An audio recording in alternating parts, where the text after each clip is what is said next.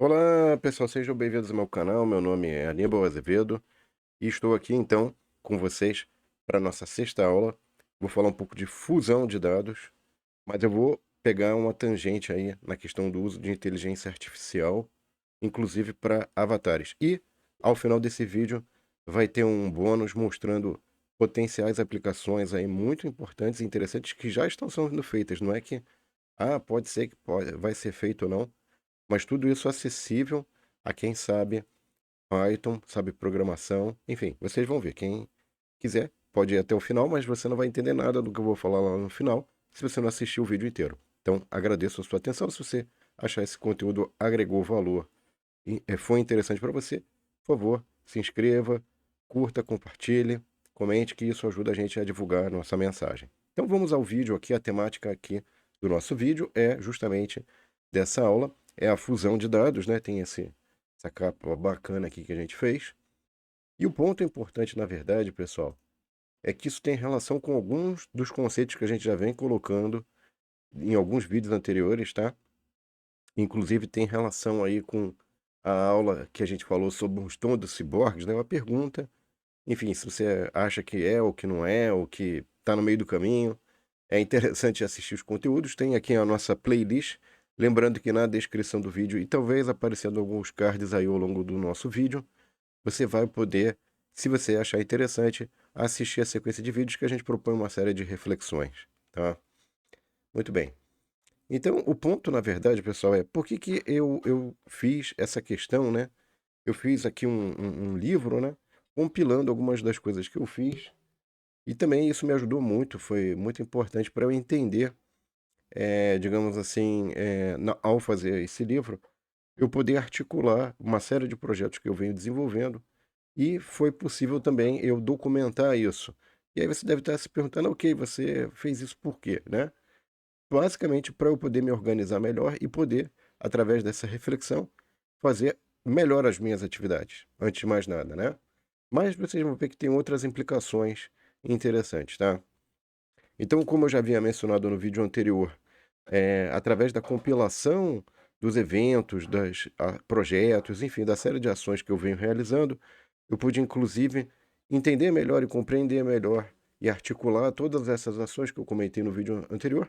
Inclusive, tem aí a série de iniciativas que a gente articula a aprendizado de conceitos com o uso de programação, em particular linguagem Python, e aí a gente tem feito aí uma releitura, inclusive, usando a inteligência artificial, que seria justamente aqui o ano de 2024 que a gente está fazendo esse trabalho de releitura de todos os conteúdos que a gente já estabeleceu, né? Aqui a gente vai colocar depois, então, também a caixinha ali da inteligência artificial, tá?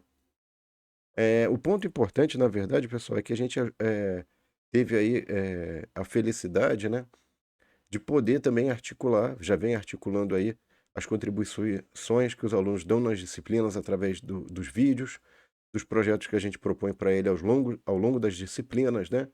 Enfim, então uma série de entendimentos que a gente viu que são legais, que são interessantes, que são importantes, inclusive para o crescimento das pessoas que nos acompanham, o que fazem nossas disciplinas, enfim. Então é um crescimento que eu acho que é importante aí para todo mundo, né? Aqui a gente tem uma pequena amostra, eu já tinha mostrado, né? Que aqui tem o nosso conteúdo de uma disciplina que a gente apelidou carinhosamente aí de Construindo o Mapa Verso, né? Claro que tem uma série digamos assim, sentidos caricatos ou diria assim, mais de conversa, né, de tornar isso mais palatável, né. E aqui tem, também os projetos que os alunos desenvolveram, que a gente vocês vão ver aí, tem uma diversidade muito bacana, muito interessante, criatividade. Quer dizer, o projeto não é para a gente, colocar um padrão, mas para que os alunos também desenvolvam suas habilidades de comunicação, além de outras habilidades de programação, enfim. Tem ali à disposição, né? Tudo livre, gratuito, público, tá? E lembrando que na descrição do vídeo tem vários links para todos esses projetos que eu estou mencionando. Aqui a gente tem do outra disciplina que é um projeto, mas são vários para cada disciplina, né? Que é o cálculo 1 com Python, né? Enfim, que é especificamente esse aqui é o paradoxo de Zenão, é o projeto 1, não, mas tem outros também que são interessantes. Então tem até conexões com problemas filosóficos, eu diria, tá? Ponto importante aqui, pessoal, que eu queria destacar, que a gente já vem falando desde a nossa primeira aula, é a questão de unir a criatividade com a organização. Então, você tem ali a criação de cartões para você ir registrando os conceitos que você está abordando e depois, eventualmente, conectar conceitos, desde o acompanhamento detalhado através de um diário um pouco mais sofisticado, que é o método Bullet Journal, né? E a criação de mapas mentais para você estabelecer conexões entre projetos e conteúdos e conceitos, enfim. Então, isso eu não vou entrar em detalhes, tá? Porque a gente já falou, já mencionou. Se você quiser, vai a nossa playlist lá, você vai ter acesso a isso aí. E aí você pode estar se perguntando, tá bom, e como é que entra a questão da inteligência artificial, né?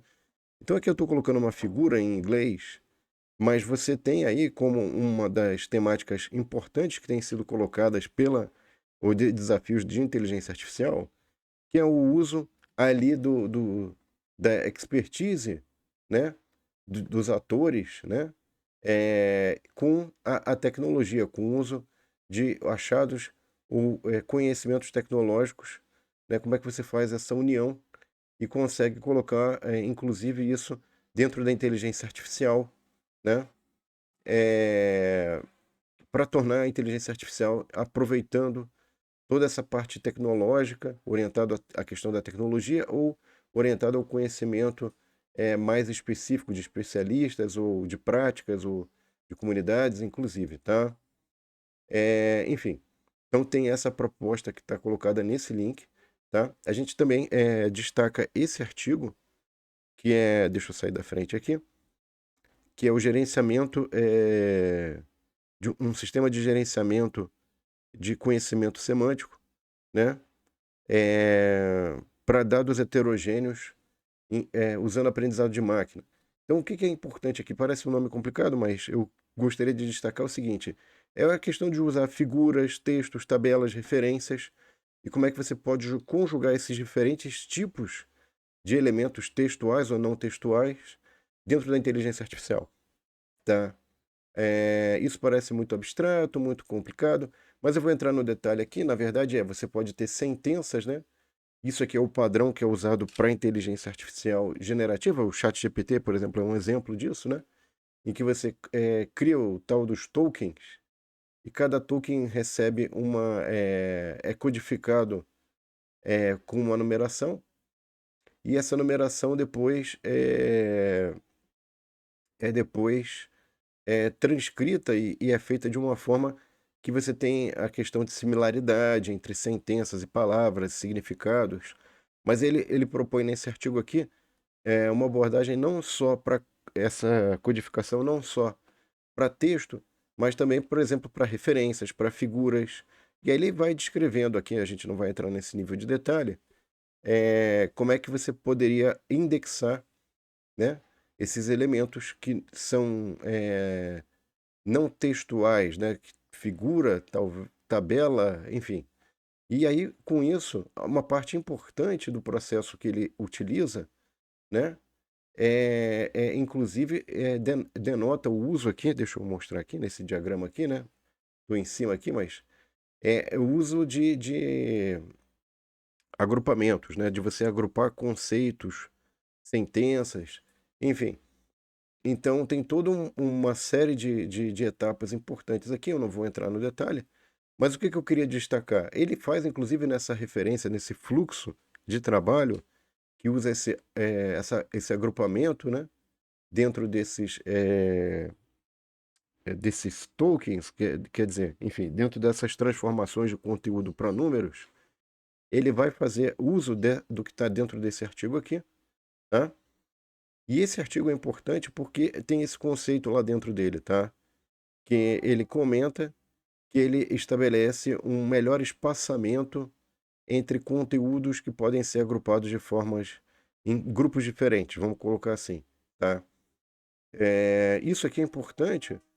Por quê? Vamos dar uma olhada nisso. Então, veja o seguinte: quando você fala de elementos não só apenas de texto, para enriquecer melhor a sua tomada de decisão, na hora que você vai usar uma inteligência generativa, e aí, por exemplo, só para ilustrar, você poderia ter o chat GPT 4 que está nesse post, com o software de registro, né, textual ou de não textual do Obsidian, tá?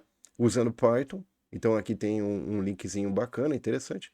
E aqui ele vai fornecer uma série de procedimentos. Aqui são possibilidades de inclusão futuras que estão colocadas dentro do artigo, mas você pode combinar. Então, na verdade, o que eu posso fazer? Eu posso pegar meu diário, eu posso ir anotando vídeos, referências, textos, tabelas. Depois eu posso pedir para uma inteligência artificial fazer todo um trabalho em cima desses conceitos e conteúdos que eu absorvi, tá? Aqui tem melhor.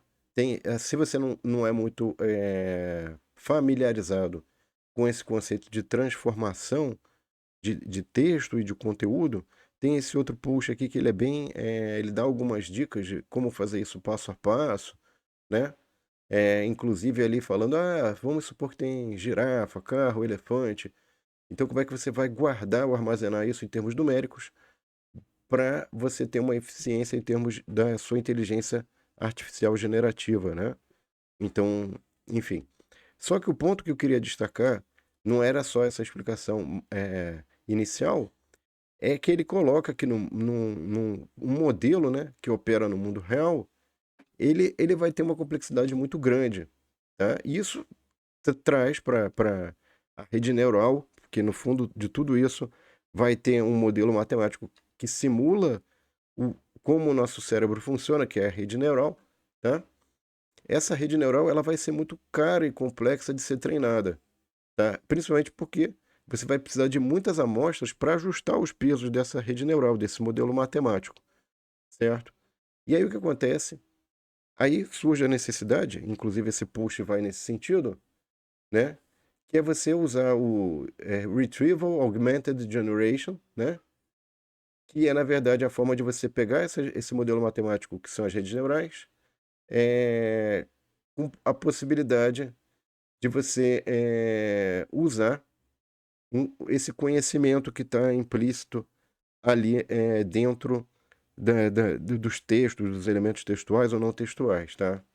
Aqui, ele, inclusive, ele põe a definição do que vem a ser o Retrieval Augmented Generation, né? A gente não vai entrar no detalhe, tá, pessoal?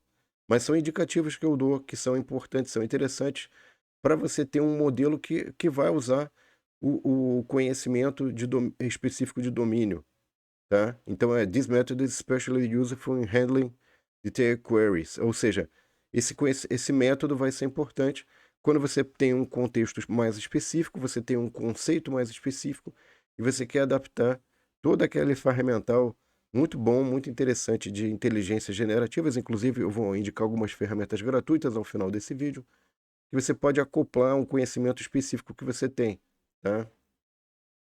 Inclusive, aqui, pessoal, deixa eu só mostrar, nesse post, ele põe código Python. E aqui ele faz uso do Llama, que é uma inteligência artificial generativa livre e gratuita. E como é que você pode fazer uso disso usando programação Python, tá? E aí ele põe, inclusive, aqui antes de sair programando, é importante você ter claro quem que vai usar a aplicação, que tipos de documentos ou dados devem ser retornados pelo sistema de recuperação de informação, né?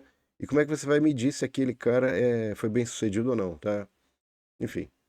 E aí você deve estar se perguntando, bom, mas para que serve tudo isso? Para que tanta complicação, né? Então veja, eu comecei lá falando dos meus dados, do meu memorial, dos meus vídeos. Eu gostaria de pegar aquilo tudo e de repente construir um avatar, né? Eu gostaria de repente pegar tudo isso que eu já desenvolvi. De repente você tem algum projeto, alguma coisa, alguma forma de resolver problemas, ou enfim. Você gostaria de pegar tudo que você já fez, que você já desenvolveu, passar todo esse conteúdo para a inteligência artificial, e a inteligência artificial vai simular você, o seu avatar, né? Enfim, então aqui você tem, inclusive, um avatarzinho, né? Aqui tem como é que você poderia usar a ferramenta livre e gratuita usando Python, tá? Creating an AI Avatar, né? Aqui tem um outro também post muito interessante, que é esse daqui já, inclusive, tem uns menuzinhos que você vai selecionando características do seu avatar, tá? E ele gera o vídeo, enfim. Então tem muita coisa bacana aqui que você pode usar. E aí você fala, poxa, mas é muito trabalho, é muito complicado. Olha, eu diria para você, pode ser que dê trabalho agora, pode ser que seja complexo, mas depois que você pega a prática, que você consegue entender como fazer, fica interessante. E aí eu queria dar, inclusive, algumas aplicações, como eu já havia mencionado, se você permanece até aqui, agradeço, e já vou dar algumas aplicações interessantes e relevantes desses conceitos, tá? Aqui é uma publicação de 2023, né, que comenta como é que eu poderia usar avatares para a educação superior, né? Então ele pegou lá uma disciplina com conteúdo específico, tá? E aí ele foi vendo como é que era o desempenho dos alunos. Então, quer dizer, você tinha os vídeos gravados, só que além dos vídeos gravados, ele começou a colocar o uso de avatar para os alunos poderem interagir com aquele conteúdo, né? Porque normalmente você tem o que ele chama de educação assíncrona, né? Que seria só o vídeo gravado. Agora não, agora eu vou botar um avatar que vai ajudar os alunos a interagir naquele conteúdo e tudo.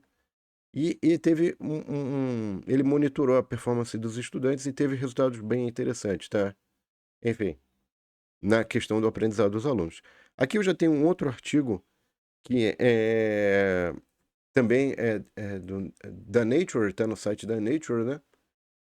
E aqui tem um estudo de o impacto do uso de avatares em vídeos educacionais na questão da experiência do usuário, tá? Então ele vai testar ali, tem uma tabela aqui de qualidade do vídeo, qualidade do conteúdo,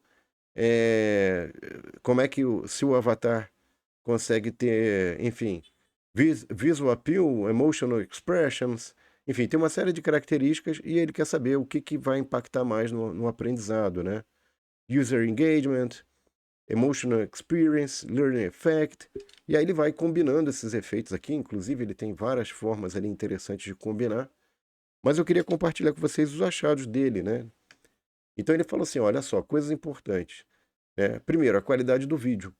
Tem que ter um vídeo com uma qualidade importante, o texto e as imagens têm que ser claras, né? A qualidade do áudio tem que ser boa, né? O som tem que ser limpo, sem barulho. O avatar, eu no caso aqui, não posso ficar bloqueando as informações, né? Mais importante. E eu tenho que mostrar claramente, como eu estou fazendo aqui, as informações e pontos mais importantes, centrais, né? E depois você não deve ficar poluindo o seu vídeo com transições e animações que podem distrair a pessoa em relação aos pontos principais e reduzir o efeito da aprendizagem, tá? Então, coisas assim parecem óbvias, mas, enfim, no teste e uso de avatares são coisas importantes ali que ele comenta e coloca lá no final do artigo, tá? Bom, e aí você fala, ok, legal, parece que para educação tem aplicação, mas é só isso, né? Não é. Porque veja o seguinte, aqui eu peguei aqui essa postagem do GUP, né? Vídeo no processo seletivo, como funciona e por que usar. Então aqui eles falam, inclusive, tem 4 vantagens, né? Principais vantagens. E fala, inclusive, que as empresas devem adotar essa forma de processo seletivo. E aí, imagina você, então, criando o seu avatar. E não só isso, você postando no seu canal vídeos com avatares seus, falando sobre os seus projetos, coisas que você já desenvolveu, coisas que você já fez, né? Então você vai causar uma excelente impressão. Então tá bom. Você quer me entrevistar? Você quer ver um vídeo meu? Tá aqui, ó, um vídeo que eu fiz com o meu avatar. A empresa vai olhar, meu senhor, esse cara tá no futuro. E aí você vai falar, pô, mas isso não é possível. Eu acabei de mostrar links ali no meio do vídeo. Se você pulou e já veio pro final aqui, você não deve ter visto, mas eu mostrei talvez ali vários códigos que você pode gerar o seu avatar livre e gratuitamente, usando a inteligência generativa da Llama lá enfim. Tá? E aí o que acontece? Você fala, pô, mas isso não dá dinheiro. Não sei, olha, aqui tem um outro post, né? Que é o uso de avatares para impulsionar as vendas em e-commerce, né? Então você veja, qual é a vantagem do avatar? O avatar, ele pode pegar o histórico da pessoa com a qual ele está conversando e mudar as expressões, associar exemplos mais apropriados e mais próximos da experiência da pessoa, que vão fazer mais sentido para a pessoa. Quer dizer, é o professor perfeito. Por quê? Porque, na verdade, o vendedor perfeito, porque na verdade ele entende completamente quem é que está ali conversando com ele. Ele pode puxar todos os dados, o histórico de conversas, enfim, tudo instantaneamente, né? Por quê? Porque você vai garantir uma experiência personalizada e aqui ele comenta que tem um aumento enorme de receita de 20%, tá? E aí, enfim, tem toda uma discussão que é feita aqui. Eu vou deixar na descrição do vídeo, inclusive, esses links, esses textos aqui, tá? E para finalizar, pessoal, nesse sentido, né? Ele tem esse outro post também muito interessante, que, enfim, tem essa influenciadora virtual feita pela a tal da Magalu, né? Que tem aqui 55 milhões de seguidores, né? E que ela. Você imagina, você pode ter a pessoa que faz a propaganda ou que faz os posts, vai te atender, que é o avatar virtual, custo zero, pô. E ainda por cima, pegando todo o seu histórico de vendas, de compras, tentando entender o que você quer, como que você quer, com tempo infinito e custo praticamente zero. Não tem como competir com um negócio desse, né, pessoal? Não é para competir, é para usar, né? Enfim, tá bom? E é isso. Então, pessoal, próxima aula nós vamos falar de um conceito que é super importante, que é central para a gente poder fazer bons avatares, para fazer boas inteligências artificiais, dado que a gente tem uma montanha de dados, dado que a gente quer usar dados mais próximos daquilo que a gente está, do problema que a gente está atacando, né? E aí vai ser um conceito de clustering de dados. Então a gente vai fornecer na próxima aula alguns insights, algumas coisas bacanas e interessantes nesse sentido. Tá bom? Muito obrigado pela sua atenção. Espero que vocês tenham gostado e aguardo vocês na nossa próxima aula, pessoal. Um abraço e até lá. Tchau.